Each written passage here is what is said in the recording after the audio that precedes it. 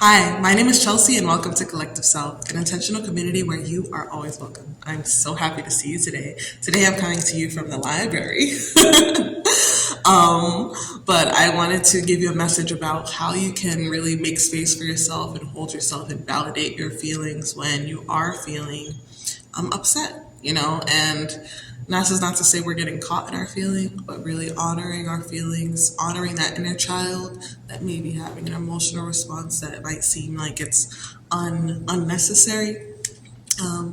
But just really holding ourselves and allowing ourselves to be and exist in every single moment that we occupy with love, with compassion, and with gentleness. So if that's something that interests you, then stay tuned. But before we get into that, let me give you the affirmation of the day, which is validating my own feelings makes me feel safe. Validating my own feelings makes me feel safe. And without further ado, let's get into it. So today, I am supposed to be teaching an in-person yoga class, and I actually just finished recording the class because nobody actually showed up for the class. And so that's the first thing that's the second thing that happened that wasn't necessarily in alignment with how I wanted my day to flow.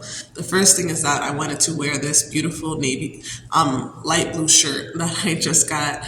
I've been trying to wear brighter colors, and I don't really spend too much money on clothes because I'm trying to be very particular about what I bring in, and I don't want to just buy things for the sake of buying things. I want to have clothes that I love, that are comfortable, that serve multi-functions. And so I got this shirt, made sure I washed it, put it in the dryer, and as I was running out the house, I was gonna put the shirt on so I can go out. And I pulled it out of the dryer and it had stains all over it. Just stains, I don't know from what, I don't know from where, but I was so upset because not only was this a part of my plan, I was like, I'm prepared, I'm ready to go. So now I have to switch my plan. It also was just something that was upsetting because I really do value my clothes. I love my clothes. I don't really I don't think I say it enough, but my clothes feel like an extension of me. I think that clothing is something that is it's a very important creative outlet in my life. My fashion is something that I take pride in, that I enjoy, and that brings me super happiness. And for something that I just purchased to be ruined, it's very upsetting, and I realized that I felt upset, and I felt really, really upset. And my first instinct was to just be upset. And then it was behind that was, oh, you shouldn't be upset. Just get over it. It's just a shirt. It's whatever. It's not a big deal. And what I realized is that from childhood, whenever I did have these strong emotions, sadness, or I would cry or anything, I was never really received in a loving way. I was always treated a bit roughly when it came to sadness. I was usually told that my feelings are oh, I don't need those crocodile tears, for instance, or I would hear just suck it up, what's wrong with you, fix your face. It was never hey, are you okay? Let's talk this out. Let's hold space for how you're feeling and get through it in a healthy way. It was usually a dismissive or aggressive approach that I received when I was feeling sad or anxious. Even if I was getting in trouble, because when I got in trouble, it was never a conversation where we're having a healthy dialogue to figure out what the issue is and make sure it doesn't happen again. It was usually more along the lines of punishment and control and extreme discipline, even when it was not necessary for my growth or development or anything really. It was just more so that my parents had a sense of control over the situation because they had issues emotionally regulating as well, right? Which is no fault to them. They were using the tools that they had at their disposal and that probably were used on them. So they didn't know any better. They did the best they could. And so I'm not shaming them or blaming them. I'm just giving context to why now my self-talk, when I do get in these emotional states, it's either I'm falling deep into the hole, or in the past I've fallen deep into the hole, and now that I'm aware of this is the work that we're doing now here together, but I've fallen deep into the hole of sadness of, despair, nobody cares about me, and feeling like alone and sad, and like this feeling is just something I'm just gonna have to deal with, and nobody cares. And that's it. This is just how I feel now. And this is just how it's gonna be. Or the opposite, where I'm basically bullying myself into what? Nothing, because it doesn't make me feel better, and it's just a perceived like tough love sort of situation. And so I realized this, and I realized that I was even expecting my partner to do this for me, where I'm expecting him to tell me that my feelings are valid, and tell me that whatever I'm feeling, I deserve to feel it, and all these other things. And I realized that I just need to tell myself that. I need to hold my own hand and say, you know what, Chelsea? Why does this upset you, right? And the reason why it upset me is because of what I value. And what I value is my clothes. I value looking nice. I value keeping my things in a nice way. And I wanted to, and not only did it mess up the actual article of clothing, but it shifted, my preparedness, right? So now I have to scramble to fix other things, and to find a new outfit, and to put things together in the way that I feel it feels good for me to present myself, which is another thing. So not only do I value my clothing and keeping my things nice and presentable and beautiful, so that I can be beautiful, or so I can radiate my beauty even more, right? Because I'm already beautiful, but lost my train of thought. Oh, yes, no, what I value, sorry. Okay, so what I value is keeping my things nice. And what I also value is being prepared.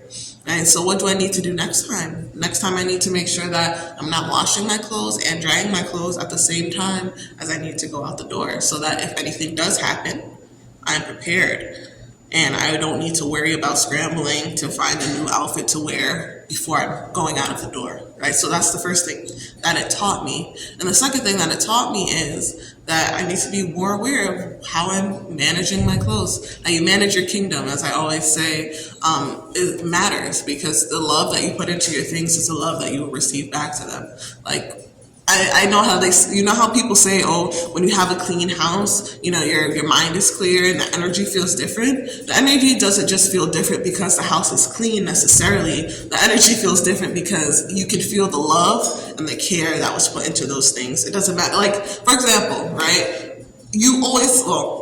For me personally, I always feel better after I take a shower and, lotion up and do all those things. And my energy literally feels different because there's that energy of love, of care, of being available to myself in a certain way, right? So those are the two things that I learned about myself. And the third thing I learned about myself is that I need to be able to validate when I feel sad, even when it doesn't necessarily make sense, because my feelings don't have to make sense for them to exist. And your feelings do not have to make sense for them to exist, right? So this was something that normally, and full transparency, I just quit smoking weed. So the emotional responses I'm having are not as mindful as they would have been maybe a week ago, because I'm detoxing off of this substance, right? So that made me a little bit more irritable. But what I also recognized was that regardless of that doesn't mean that I get to, fall victim to my emotions. I don't need to fall victim to my emotions. All I need to do is acknowledge my emotions and either breathe through them so I can let them go, or see what they're teaching me. And in this moment, because this was something that felt like it was making me a little bit more upset than other things that had happened, I thought I should take a little bit more of a look at it, because it felt like there's something deeper here that's making me upset. And what is that, right? And what that was, hey, I I don't like when my stuff gets messed up. I spend money on these things. I try very hard to be particular about what I spend my money on, and it sucks that something I was particular and took my time and patience and energy to buy got messed up. And it's fucked up, you know? And that's not to say I can't fix it, because I could also fix it, right? I'm not saying that the shirt is ruined forever, but it was ruined for the instance that I needed to use it for. So there could always be that I could fix it in the future. But I think what's important is that if there is something that's heavier to you and you feel like you can't move past it, then you need to sit with it and see why, and see what you're and see what you're valuing that this is telling you about. And either you need to change the story so that you're valuing something different, or you need to identify the value and then put things in place so that you can honor those values moving forward. And so as I move forward, as I buy more clothes, as I especially buy more expensive clothes now that I have a little bit more money, I'm going to be way more mindful of how I'm taking care of, how my things need to be taken care of, how they need to be washed if they need specific things. And you can do the same thing. So if you do find that it's hard to sit back and look at something from a place of neutrality, if something really is like nagging on your spirit and you're just like, this really does upset me, don't gaslight yourself into saying, hey, I shouldn't be upset about this thing. You deserve to feel how you feel. And not even that you deserve to feel how you feel. You deserve to honor the part of yourself that is speaking to you at this moment, right? Because we don't always need to, honor our feelings, and that we don't need to identify with our feelings, right?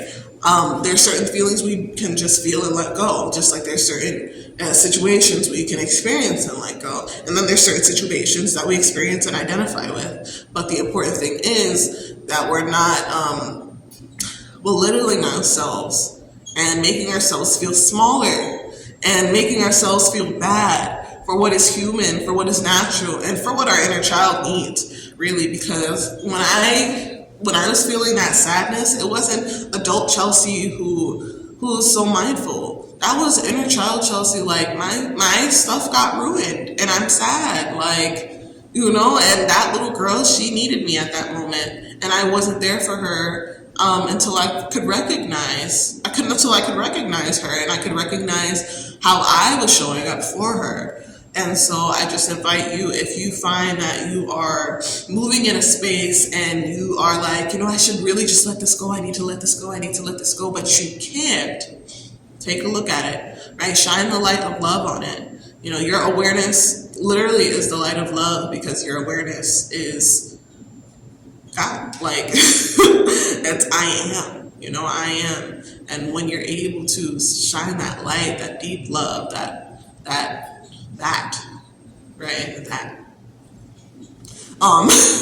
then you're going to be able to move through it. You're going to be able to add some compassion to the mix. You add some love to the mix. Add some patience to the mix, because some emotions that we feel, it's not going to be a 1 or 2 or 3 day process to get through it. It's not even going to, some emotions I feel, I can get through like that. I feel it, I feel uncomfortable, I breathe through the discomfort, it's done, right? But there's other emotions like this one, I was upset, and I was able to get through it, and partially because I just did this yoga for emotion, and partially, sorry, my camera cut off, but as I was saying, I didn't know if I was gonna, I got through it because I just did this yoga class that I was supposed to teach, but ended up not happening, right? And this is another thing that's I could have easily been very upset. Oh, nobody came to my yoga class, but who cares? So what does that mean? I recorded the class. The class is going to be available to anybody who wants to access it now. And that's going to be a great thing. And I'm really excited for you guys to come and experience it, and to share that with you guys. But give yourself grace. Your awareness is going to be the one. Your awareness is like the parent to the inner child. And it's your job now to parent your inner child. And it's your job now to practice gentle parenting. It's your job now to honor that child, to show up how you wanted somebody to come to you and to say, hey Chelsea, are you okay? What's going on? Why are you upset? How can we fix it? And if we can't fix it, how can we feel better? Do we need time to feel better? Do we need to just take a nap? Do we need to do another activity? Do we need to move our body in a silly way? Which is one of my best ways to release stress, is really just move your body. It's silly. But yeah, what do you need? And then give that to yourself. Honestly, that's really the only way that we can get through this life, because even if we have a partner, even if we have friends, even if we have parents who love us and care for us and want the best for us, they're not always going to be there. And they might not always have capacity. And so we need to have capacity for ourselves. And so if things are not going your way, and if you're having this emotional sort of back and forth with yourself, or you're like, oh, I shouldn't feel this way, I shouldn't feel this way, I shouldn't feel this way, let yourself feel that way. And learn what it teaches you. Okay? Be soft with yourself, because you deserve the absolute best. And I love you so much. And I'll see you in the next video. But first, if you like this video, please subscribe and leave a comment down below how you plan to be soft to yourself this week. And yeah, now I'll see you in the next video. I love you. Bye.